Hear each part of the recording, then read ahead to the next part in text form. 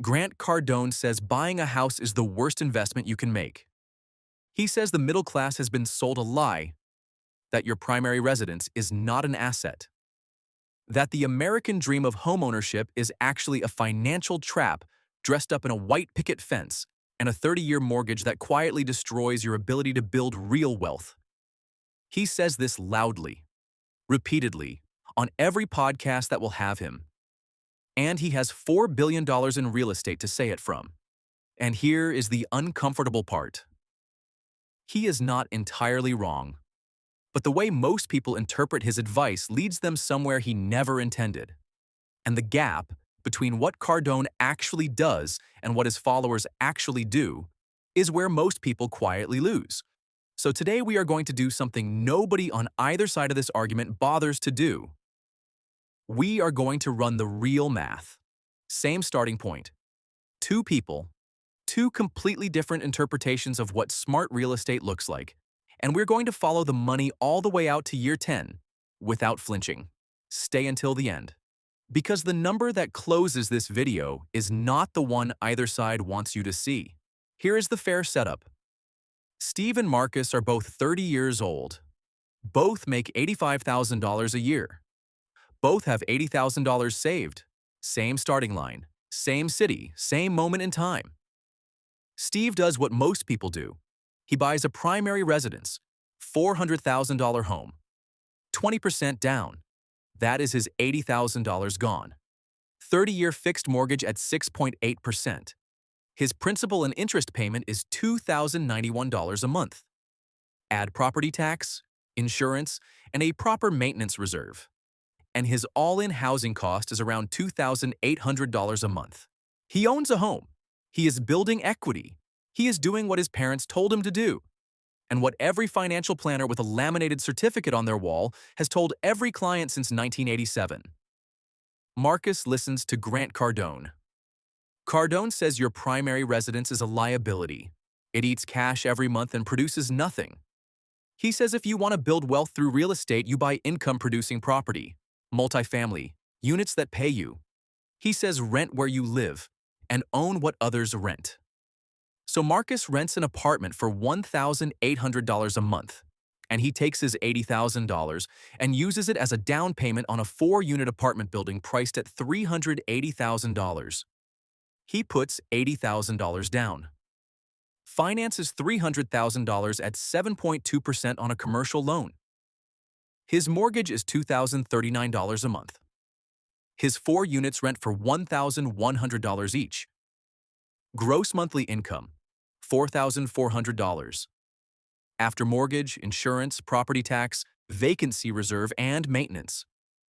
Marcus is cash flowing approximately $680 a month. He is a landlord at 30. He owns income-producing real estate. He is paying $1,800 in rent to live somewhere and collecting $4,400 in rent from others. For the first 2 years, Marcus looks like the smartest person in every room he walks into. But this is where the podcast advice quietly breaks.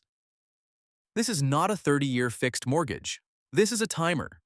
Commercial loans come with shorter terms, higher rates, and risk that shows up later, not at the start. And a 4-unit building with tenants is not passive income. It is a part-time job that occasionally turns into a full-time problem. Month 4. Water heater fails. $1,400. Month 9. Tenant stops paying. 11 weeks. 0 rent. Marcus covers the mortgage himself. The $680 cash flow disappears. Then legal fees hit. Then turnover costs. What looked like profit starts to look fragile. Month 14. Rate adjustment. $190 per month. Cash flow drops to around $490, and that is before the next vacancy. Marcus is not losing. His property is appreciating. His tenants are paying down his loan. The fundamentals still work. But the experience of owning a 4-unit building at 30, with limited reserves and no management experience, is very different from the version sold in a podcast clip. Steve, meanwhile, fixed payment. No surprises. A home appreciating at the same rate. And a Saturday morning that actually belongs to him. Now let us run the numbers honestly to year 10. Steve's position. His $400,000 home appreciates at 4% annually. It is now worth approximately $592,000. Remaining mortgage, around $310,000. Equity, $282,000. No income, just equity. Marcus's position. His $380,000 building grows to approximately $563,000. Remaining loan, $268,000. Equity, $295,000.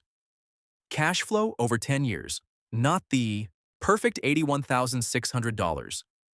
After vacancies, repairs, and rate changes, closer to $52,000. And then there is the part nobody likes to include. Rent, $1,800 a month.